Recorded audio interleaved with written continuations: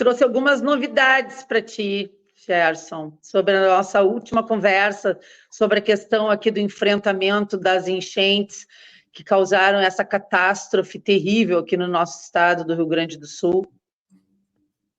Como é que está isso agora, Fernando?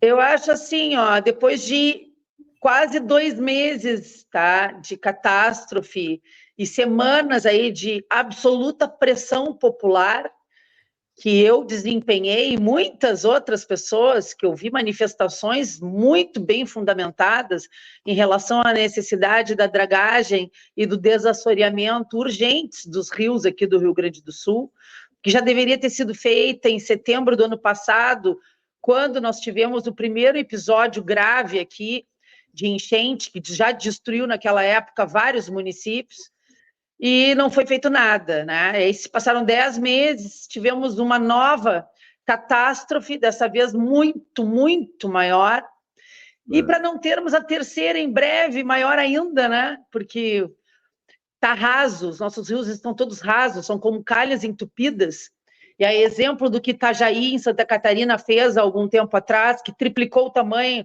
dessa calha, né, do seu canal de navegação e nunca mais teve enchente. Nós precisamos aí de um projeto bem fundamentado, que comece lá nos rios que desaguam no Guaíba e vá até o final da Lagoa dos Patos, lá em Rio Grande, passando e chegando finalmente ao mar, onde tem um canal bastante estreito de saída da água. E depois de muita pressão mesmo, que a gente conseguiu pautar um assunto na imprensa geral aqui, um assunto que ninguém estava querendo tratar a princípio, como se fosse uma questão secundária, assim, algo que nós sabemos, e todo mundo que navega, todo mundo que tem envolvimento com o rio mais profundo, sabe, né, do impacto terrível do assoreamento e da falta de um trabalho de manutenção. Para vocês terem uma ideia, o Gerson, eu já tive a oportunidade de dizer para ele antes, fazia cerca de 20 anos que esses rios e a bacia do Guaíba não eram desassoreados e dragados. Então não tem como, não tem a menor possibilidade disso não ter um impacto dramático na vida das cidades costeiras, das cidades ribeirinhas, né? Por fim, a gente viu com os próprios olhos, né, toneladas de areia serem jogadas para cima das ilhas, da cidade de Eldorado, da cidade de Canoas, em São Leopoldo, aqui em Porto Alegre mesmo, areia que o rio está cuspindo para fora, literalmente.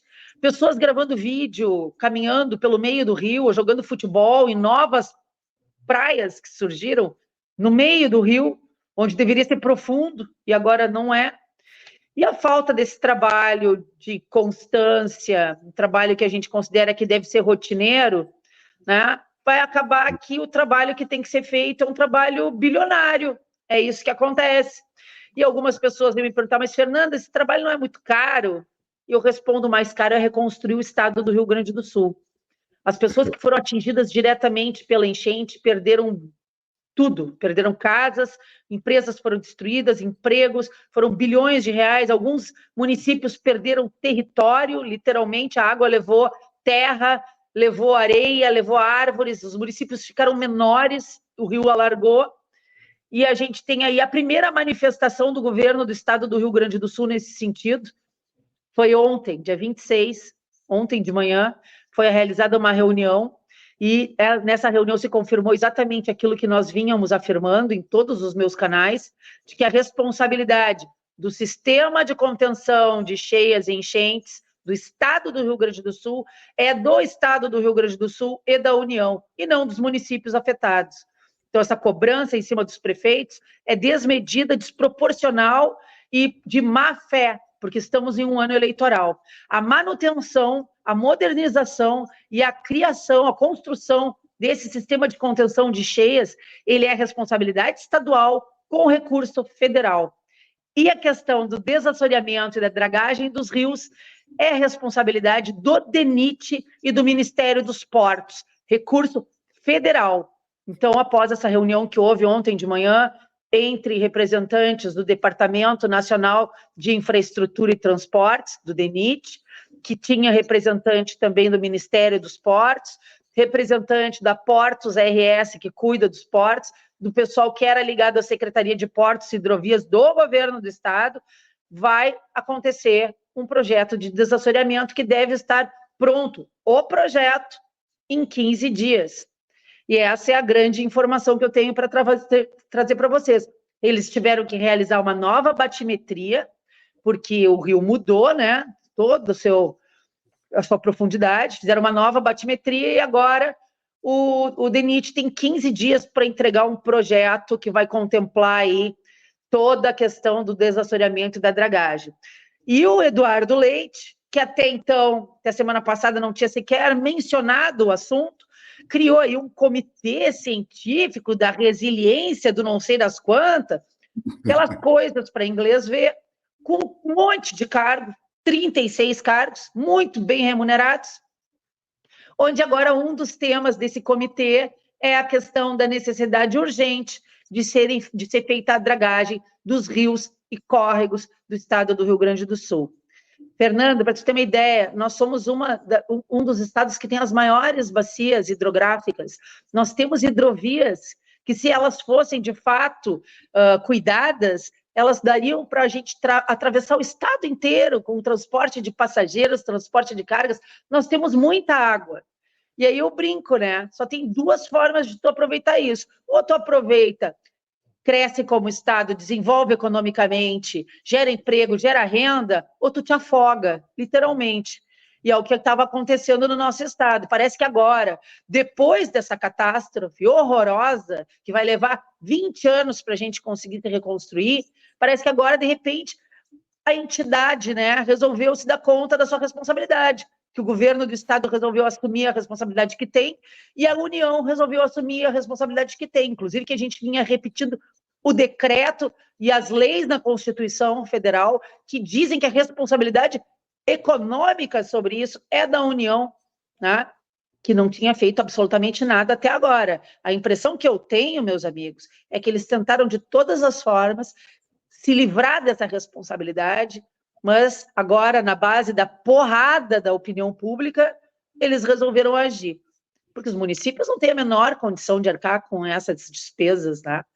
O governo federal estava destinando 300 mil reais para os municípios se reconstruírem, o que é uma piada, né? É meia dúzia de diária de viagem da esbanja com o Lula, né? Agora, Fernanda, deixa eu te perguntar duas coisas que eu tenho curiosidade de saber. Primeiro, a gente olha aqui o mapa do Rio Grande do Sul e a gente vê realmente que esse problema da Lagoa dos Patos é um negócio gigantesco. Mas eu tenho duas perguntas para você que eu tenho curiosidade. Uma diz respeito, deixa eu colocar aqui, ao polo petroquímico, porque ele fica ali em Triunfo, né? Deixa eu ver se eu consigo colocar aqui para o pessoal ver. Mas o que me chama a atenção, está aqui, ó, tem a Braskem, o polo petroquímico, é que o acesso para lá ele era feito por esse rio Caí, que fazia parte de toda uma logística que era hidroviária. Então, a minha primeira pergunta para você, como é que está essa situação, que talvez seja um dos maiores polos petroquímicos que a gente tem no país? E a segunda dúvida que eu tenho é o aeroporto. A última informação que eu tinha, eu inclusive escrevi um artigo sobre isso, é que é possível que o aeroporto só consiga voltar a operar ali por volta do final do ano, e há uma expectativa do Natal. Como é que está essa tratativa do aeroporto? Aquele imbróglio entre o operador, que precisava repactuar tudo aquilo que foi acertado na concessão, porque é um grupo estrangeiro que tem dinheiro, mas que precisa saber como é que vai ficar essa conta de chegar aí, né? A Fraport, né? Pois então, essa questão do recurso federal que o governo federal tem que enviar para a Fraport, eu sei que ainda está em tratativas, né? Inclusive teve reunião, o presidente da Fraport teve, o presidente mundial da Fraport esteve em Brasília para uma reunião nesse sentido, porque existem dívidas ainda, tem recursos de dívidas da União com o aeroporto Salgado Filho que nunca foram desembolsados, né? E também tem a questão de que, apesar da Fraport ser uma concessionária, o dono do aeroporto é o governo federal. Você não pode, por exemplo, se acontece uma catástrofe aqui na minha casa, destelha tudo, o vento derruba, a água inunda, a responsabilidade é do locador ou do locatário? A responsabilidade é do locatário, né? O locador não vai ter que fazer todas as reformas necessárias, seria absurdo, descabido. Enfim, essa questão, eu acho que a única coisa que eu tenho uma atualização é que já se fala em final de agosto, início de setembro, tá? Eu ouvi algumas pessoas falarem a respeito disso, foi feita uma visita lá no aeroporto e o pessoal viu que a pista parece bastante íntegra, apesar de ter ficado um tempão embaixo d'água, que a pista do aeroporto está bastante íntegra, então não precisaria ser reconstruída, mas tem toda a questão da parte que ficou alagada no subterrâneo do aeroporto, toda a parte por onde passam as malas, e tudo isso, isso realmente vai levar um tempo para arrumar, né? Mas as operações de embarque e desembarque já foram trazidas de volta para dentro do aeroporto, para que não se perca aqueles empregos que existem ali dentro, né? Que são os cafés, os restaurantes, as lojas, para que aquilo continue sendo movimentado. Então, as pessoas embarcam no aeroporto Salgado Filho, são levadas até Canoas, ali onde tem o aeroporto, e aí de lá voltam de volta para o aeroporto Salgado Filho para poder ir embora. Ok. E o polo petroquímico? O polo petroquímico, como é que ficou lá em Triunfo? Eu acho que não tem ninguém fazendo grandes navegações. Os barcos que estão transitando são barcos de calado curto, com pouquíssima carga. E assim, né? Eles já tinham um trabalho de dragagem e desassoreamento particulares feitos. Eles tinham esse direito de fazer o caminho deles já. Mas tem partes ali que com certeza devem estar com bancos de areia. Nós temos visto quase ninguém navegar no Guaíba, barcos assim, daqueles que são só as chatas mais leves que estão passando, né? São milhões e milhões de dinheiro de ICMS que o Rio Grande do Sul está deixando de receber por conta da incapacidade de fazer essa navegação de carga, né? A questão tá terrível. E agora, a tendência é que quando o rio voltar a seu nível normal, que ele continua alto, aí ninguém mais vai navegar. Se nada for feito, ninguém mais vai navegar neste complexo hídrico. Por quê? Porque já está com os bancos saindo para fora da areia. Isso que a água do Guaíba ainda está alta. Estava transbordando de novo aqui no Guarujá. Todos milhares de desbarrancamentos que a gente viu estão lá. E outra coisa que me chamou muita atenção, que eu vim lá do interior esse final de semana, eu vim lá de Guaporé e vim descendo pelas cidades mais afetadas, vim descendo e vim parando com meu marido para fazer fotos e vídeos, e eu digo para vocês o seguinte, é um cenário apocalíptico que eu vi pelo interior do estado do Rio Grande do Sul, de querer dar 300 mil reais para os municípios se reconstruírem, é um assinte. É assim, ó, é uma ofensa, é dizer para o Rio Grande do Sul, eu quero que vocês se explodam, não tem outra justificativa, ou eles literalmente já torraram cada centavo que esse país tinha e não sabem mais de onde vão tirar dinheiro. É uma outra possibilidade, né? Porque a gente sabe que há um descontrole absoluto dos gastos. Esse primeiro ano do governo Lula foi pior do que os 2 anos de pandemia juntos para a economia desse país. E eu acho realmente que eles estão completamente perdidos. Porque quando tu faz essa viagem que eu fiz, a quantidade de trechos onde o asfalto simplesmente não existe mais, a estrada termina no meio do abismo. Aí tem um retorno que tu tem que fazer, e eu cheguei a fazer imagens e fotos dessas estradas que agora dão para abismos, não para lugar nenhum. Asfalto inteiro que foi levado. Os morros, eles derreteram. Isso é uma coisa muito impressionante, porque a gente sabe que tem a força da água do rio e tal, mas é que caiu tanta água em tão pouco tempo e com uma violência tão grande que os morros não aguentaram. Aí o pessoal fala, mas tem a questão toda que nós temos que manter, né? A questão da mata ciliar. A mata ciliar foi levada. O que a gente mais vê na estrada são pilhas gigantes de árvores gigantes, com as raízes completamente arrancadas. Essa mata foi arrancada. A água veio com muita força, meus amigos, com muita força. Não havia mata ciliar que segurasse aquela água.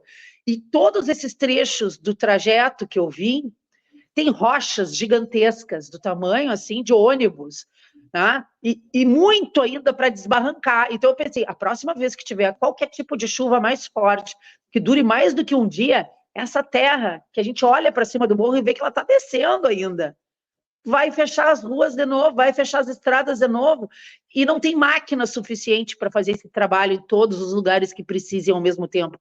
Isso é um trabalho de muitos meses. O estado do Rio Grande do Sul está quebrado. Nós estamos sem recursos, meus amigos. Isso é uma coisa que tem que ser dita, e a União, que poderia simplesmente manter o recurso aqui, não, continua cobrando os impostos como se nada tivesse acontecido, né? Impressionante. Isso aí vai ser... E fica a discussão, por enquanto, então, é quem tem a obrigação de fazer o quê, né? Mas né, o dinheiro mesmo não está na mão de ninguém. Acaba nisso que você falou, quer dizer, a União está esgoelada também. Porque... Agora, Fernanda, uma das coisas assim, que eu aprendi lá no Haiti é que dinheiro para fazer reconstrução, e eu tive lá justamente na fase do terremoto, é uma das coisas mais complicadas quando você não consegue ter algum instrumento de controle para que aquele dinheiro chegue na ponta da linha e ele efetivamente se transforme em algo que não enseje tanta corrupção. Então, a gente viu logo no início alguns prefeitos se envolvendo com coisas ridículas, como, por exemplo, desvio de doações para direcionar só para aquelas pessoas que estariam ali, de alguma maneira, envolvidas nas suas campanhas municipais, etc. Infelizmente, estamos no ano eleitoral, né? Exato, estamos em ano eleitoral. Por outro lado, o Rio Grande do Sul mostrou uma capacidade de reação da sociedade, de outros estados, o pessoal foi para lá, o voluntariado, empresários, o próprio Cláudio, que a gente entrevistou aqui do Instituto Floresta. Então, a gente viu duas coisas acontecendo simultaneamente, né? A corrupção começa a aflorar, mas, ao mesmo tempo, a gente vê a iniciativa privada e a própria sociedade se motivando. O que você vislumbra de dificuldade, até de oportunidade de acontecer em um ano eleitoral em que, aparentemente, o governo federal vai tentar segurar essa verba ou direcionar de uma maneira que nós já conhecemos, esse é o histórico, né, do próprio PT, de tentar, de alguma maneira, alavancar até a campanha eleitoral dos seus candidatos, até a Porto Alegre mesmo, a gente tem ouvido falar, né, que isso já tem começado, né, a ser discutido como uma oportunidade da esquerda, como se a esquerda nunca tivesse saído, né? Porque em Porto Alegre eu acho que a gente teve 30 anos de governo de esquerda, né? Isso é muito sério, isso que tu está colocando, porque nós temos aí um governo cujo presidente foi preso, né? Foi o nosso ex-presidiário aí, por desvio de recursos em obras faraônicas através de empreiteiras corruptas cujos donos estiveram presos. E aí, nós vamos botar na mão de quem o dinheiro para realizar essas mega obras que o nosso estado do Rio Grande do Sul precisa? São várias pontes que precisam de reparos, que precisam de conserto, as estruturas ficaram abaladas, as estradas são muitas estradas, essas questões de tu fazer contenção de barranca de morro, isso é extremamente complexo, tem todo um trabalho que precisa ser feito com tela, com cimento, com pedra, são trabalhos que levam tempo para ser feitos, e os trechos são muito grandes. A gente teve, por exemplo, tu deve ter conhecido, porque tu teve no Exército, né? Tu deve ter conhecido o complexo da Ferrovia do Trigo aqui no Rio Grande do Sul. Né, o V13 ali, que é considerado a maior obra da América Latina e a segunda maior do mundo em infraestrutura, foi abalado. Passando o V13, tem o V12, o V10, o V10 ali, que é a mula preta, que se chama, a base de sustentação dos trilhos, ela foi solapada, porque o morro inteiro derreteu e a estrutura hoje ela está quase que ruindo. O valor do investimento só nessa questão, só nesse trecho da Ferrovia do Trigo, está avaliado em 100 milhões de reais. Tá? Quem faz a obra? Nós podemos chamar o Exército para fazer, como foi feito lá atrás? Não, acho que não, né? Acho que o Exército hoje ele não tem maquinário e nem o que precisa para isso, porque sofreu um desmonte tremendo nos últimos 20, 30 anos. o que eu mais vejo é a incapacidade dos municípios e do estado do Rio Grande do Sul de fazerem essas obras, tá? Hoje a coisa mais cara que existe é asfalto. Tu vai ver o preço. Há anos atrás, asfalto era uma coisa que qualquer um fazia. Hoje em dia, asfalto é uma fortuna. E é um asfalto ruim, que esfarela no pé, parece, desmancha na roda do carro. Eu não sei o que acontece. Não sei por que não substituíram a tecnologia ainda por bloco de concreto, que é muito mais resistente e não se desmancha, né? Deve ter um lobby para trás disso, só pode. Enfim, eu só acredito na iniciativa privada para esse tipo de coisa, tá? Então, assim, eu estou depositando muita fé nessa questão da organização dos fundos privados de investimento para a reconstrução do Rio Grande do Sul. Eu espero que esses fundos continuem arrecadando e recebendo recursos, seja de onde for, para a gente reconstruir o Estado, e acho que essa reconstrução ela tem que ser o maior parte possível privada.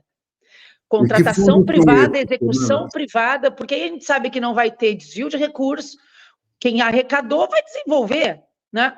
Não vai ter prazos ridiculamente altos, eles têm pressa em realizar a obra rapidamente e entregar, ou seja, nós não podemos ficar meses e meses sem estradas, isso não é viável, entendeu? Que privados são esses que você está falando?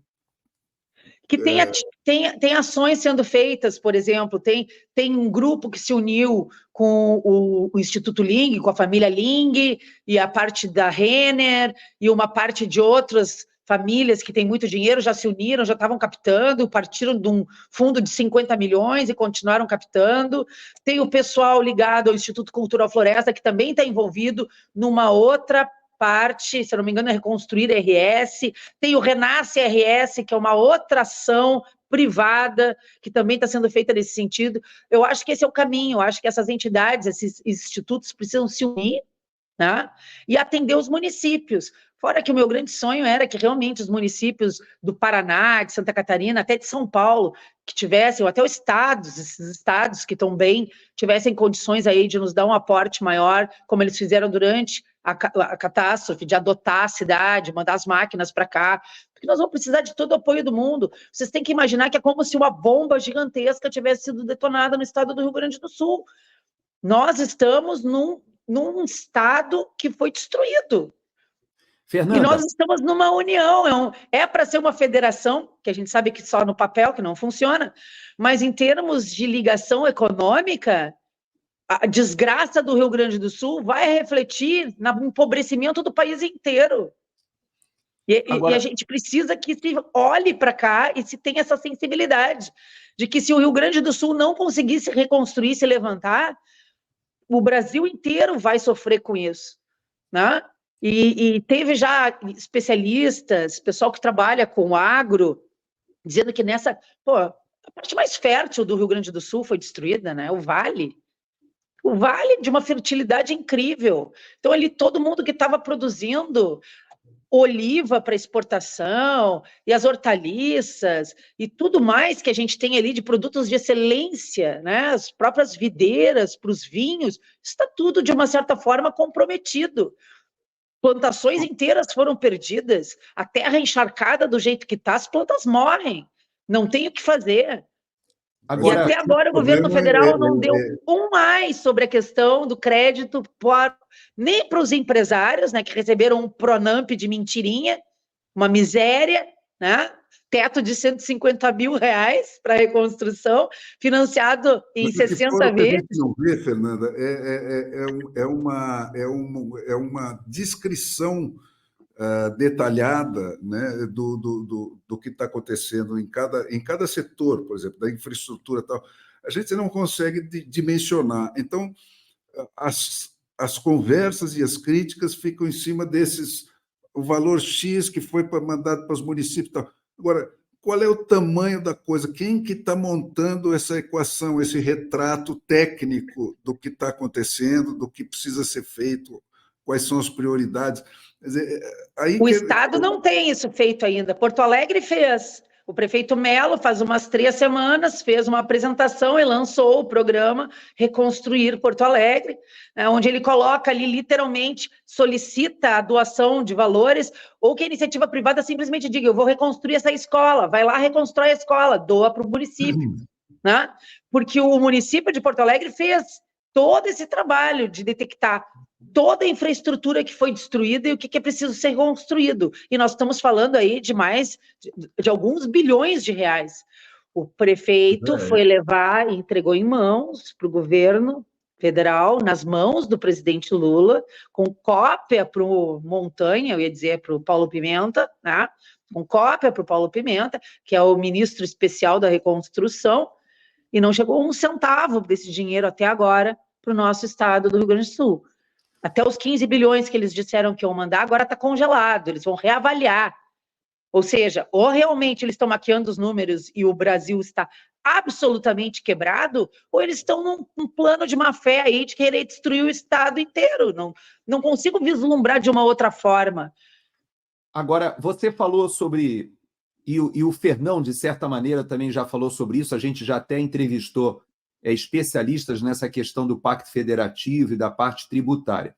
Quando a gente fala desses fundos privados que você faz referência, a maioria das propostas que eu vi até agora, e que eu achei super inteligentes, é justamente você usar recursos da iniciativa privada que depois podem ser transformados em créditos tributários, de descontos que vão ser feitos ao longo dos anos ali. Então, eu vi algumas dessas iniciativas e elas estão voltadas aos aparelhos ou aos equipamentos municipais de escolas, delegacias, hospitais, que são coisas que precisam ser reconstruídas. Então, eles podem fazer. E as grandes obras de infraestrutura ficariam, obviamente, com recursos federais. E até essa parte que você colocou muito bem, de dragagem, e até porque essas bacias, elas abordam vários municípios. Então, a gestão disso não pode ser feita descentralizada. Ela acaba tendo que ser feita, no mínimo, pelo governador do estado. No mínimo.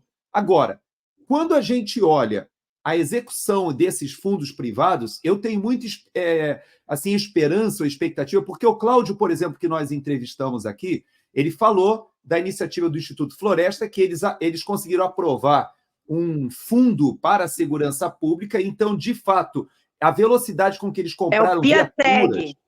Isso, exato. E essa maneira que eles bolaram, eles agora estão tentando fazer uma arquitetura financeira semelhante para a reconstrução do Rio Grande do Sul.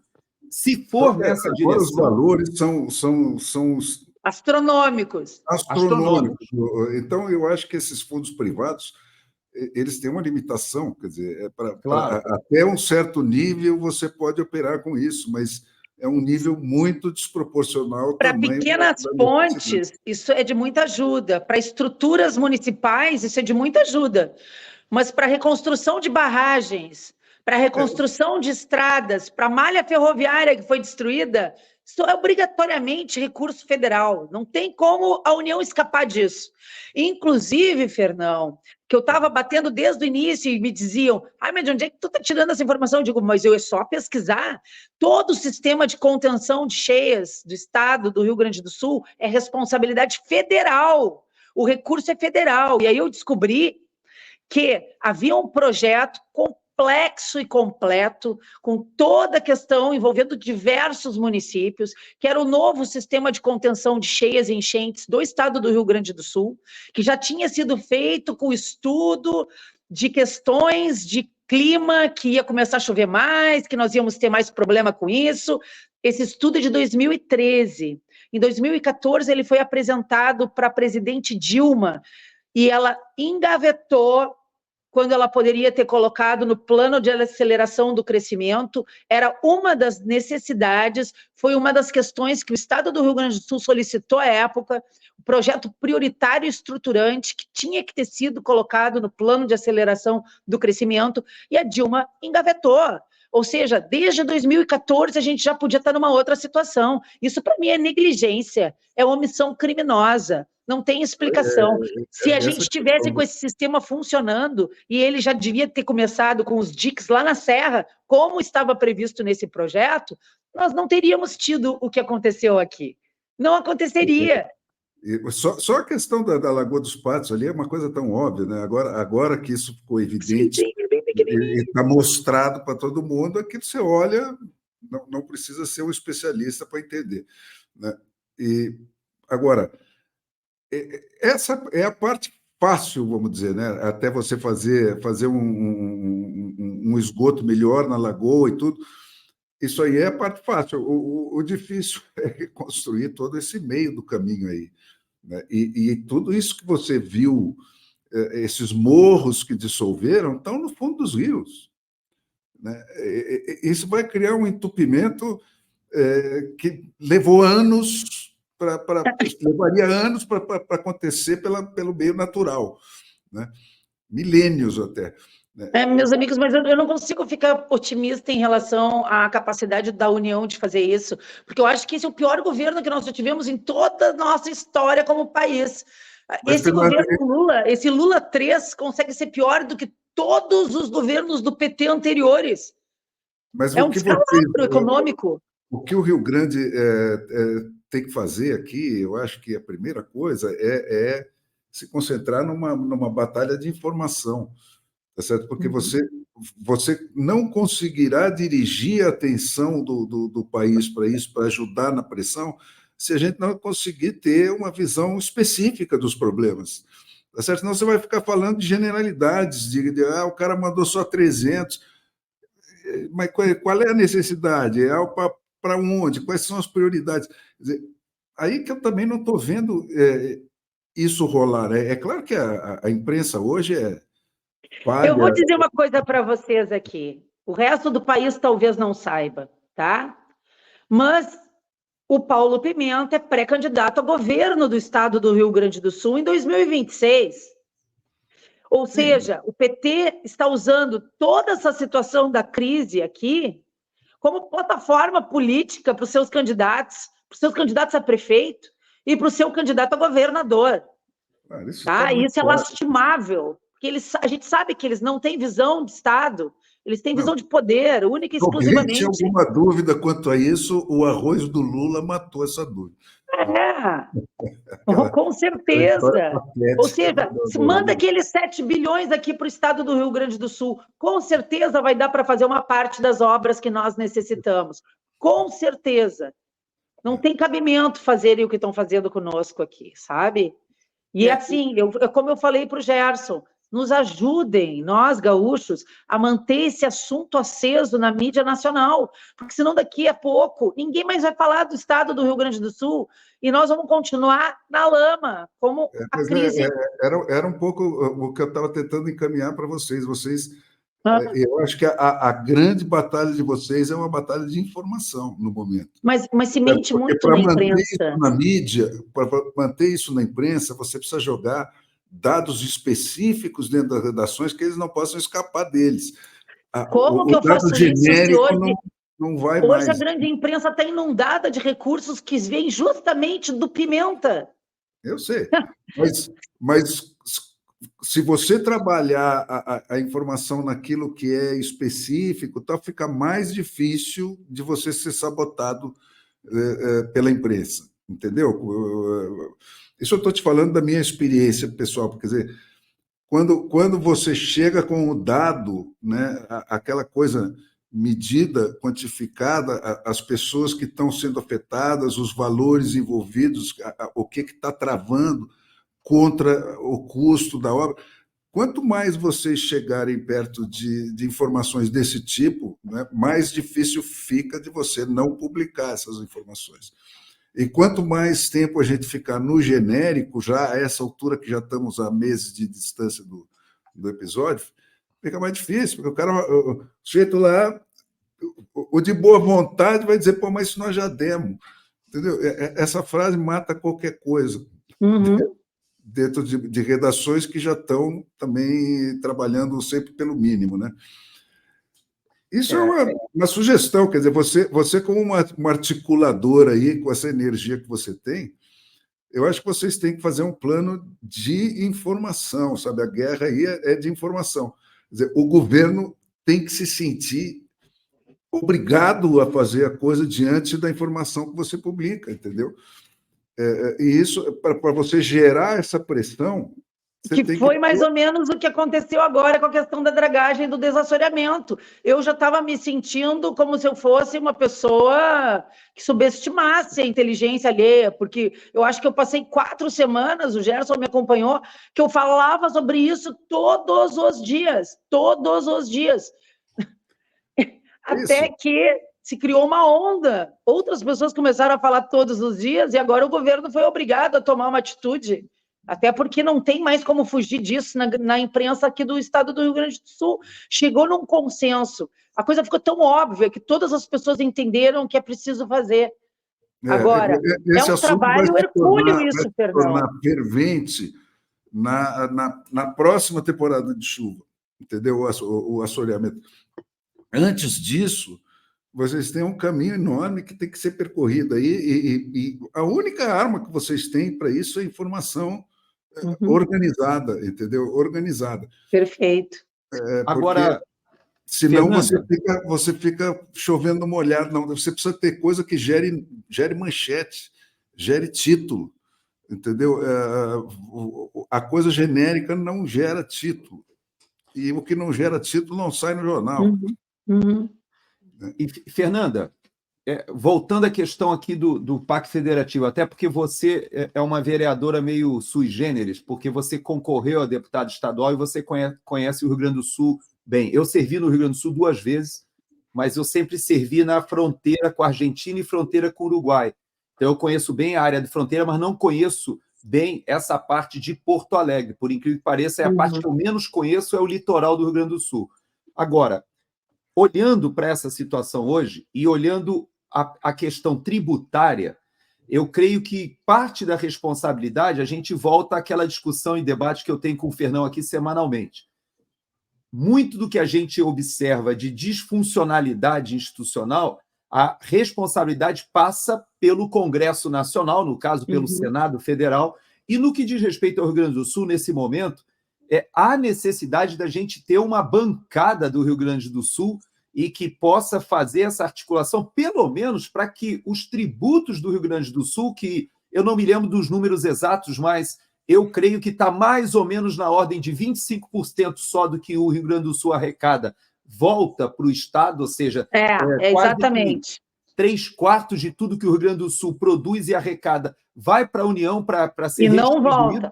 E não volta para o Rio Grande do Sul. Somente isso, se fosse votada uma legislação isentando ou permitindo que o Rio Grande do Sul, durante, 5 anos, durante um período, conseguisse reter os seus recursos tributários para a reconstrução, só isso já seria uma manobra contábil maravilhosa. Mas nem esse tipo de articulação política eu vejo, infelizmente, pelo menos na minha percepção. Eu acho o seguinte, eu sou municipalista, né? E a gente já fez um trabalho muito grande aqui da tentativa de se manter mais recursos nos municípios. É aquela mesma história que a gente sempre fala, é mais Brasil, menos Brasília. Só que a gente teve aí uma reforma tributária que piorou a situação dos municípios, né? Retirou a autonomia dos municípios, retirou mais recursos dos municípios, concentrou mais recursos na mão desse governo perdulário, petista, e deixou, assim, os municípios, mais uma vez, é como eles gostam, amínguas, subjugados, precisando ficar aí pedindo dinheiro. Eu acho que os prefeitos de Porto Alegre, do Rio Grande do Sul, e aqui eu vou dizer um número, né? Que nós temos 497 municípios, tá? 478 foram afetados.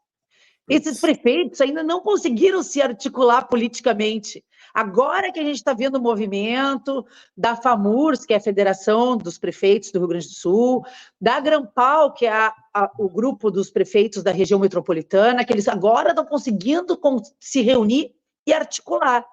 Vai haver um movimento muito forte junto à bancada federal na União, no Congresso Nacional, porque essa é a única saída.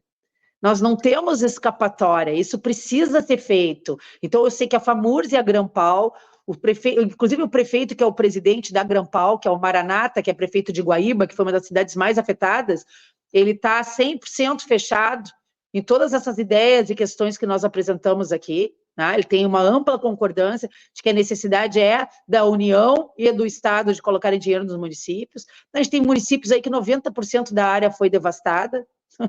Vai sobrar o quê? Como que o prefeito vai conseguir se articular numa situação dessas, né? É óbvio que não é o prefeito que vai levantar o município, nem as pessoas que estão completamente pobres. Isso aí é uma responsabilidade da União. E esse trabalho vai ter que ser feito. E aí, teve gente até dizendo, vamos pegar todo o fundo eleitoral desse ano e colocar na reconstrução dos municípios do Rio Grande do Sul.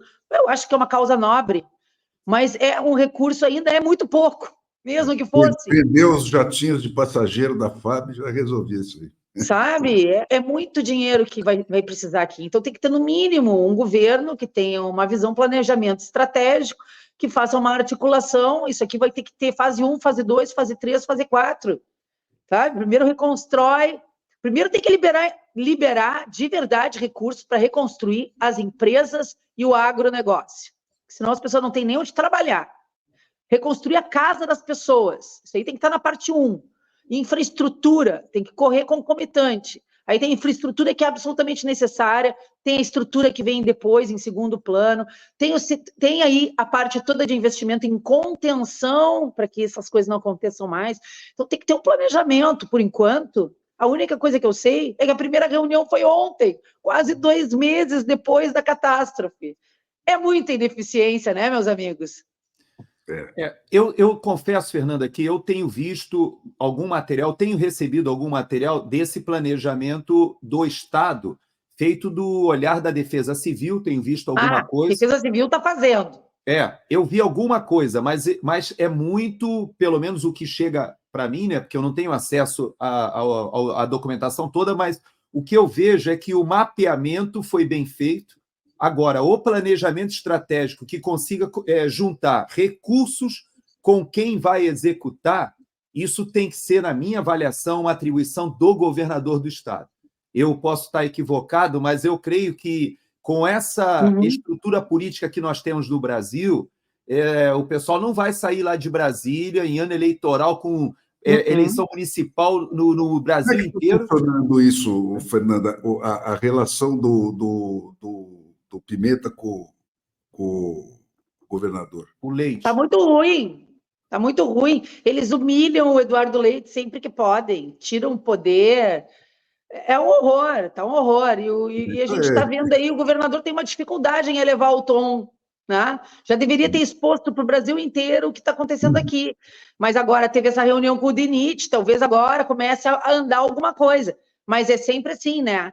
A impressão que eu tenho é que muitos dos prefeitos não reclamaram quando deveriam, não elevaram o tom, porque ficaram com muito medo de não receber recurso nenhum, porque tudo muito funciona em tom de chantagem ainda, né? Ainda mais quando tu tem um governo que não é comprometido com o Estado, e sim com o projeto de poder, aí tu fica pisando em ovos. Não posso criticar, senão eu não vou ganhar nada, que aí eu vou estar ralado.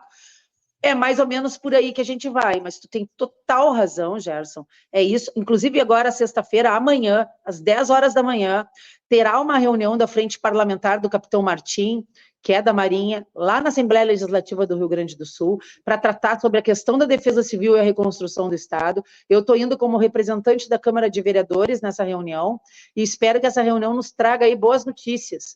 Realmente espero.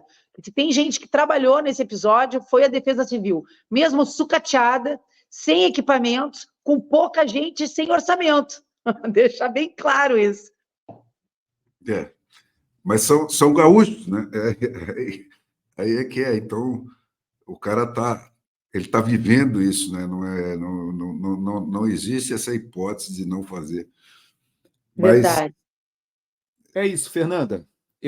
Eu quero te dizer o seguinte, que da nossa parte, é claro que a nossa contribuição, minha e do Fernão, é bem pequenininha, né? Para conseguir, pelo menos, colocar para a nossa audiência, para as pessoas que estão dentro do nosso network, do nosso alcance nas redes sociais, esse alerta de que o problema do Rio Grande do Sul ele está apenas, ou pelo menos a fase agora de reconstrução, ele está apenas começando a ser equacionado, mas a execução disso vai ser de anos. E se a gente não tomar cuidado, esse assunto sai da mídia, sai do mainstream e ninguém presta mais atenção ao que está acontecendo por aí. E não tem uma visibilidade clara do país, né, de quem está fora do Rio Grande, né, do que está acontecendo realmente na minúcia, entendeu? É preciso fazer um pouco de conta, é preciso mostrar criar as prioridades de vocês, pô. Né? Não existe essa visão. Então, isso tende o pessoal a ir esquecendo. Né?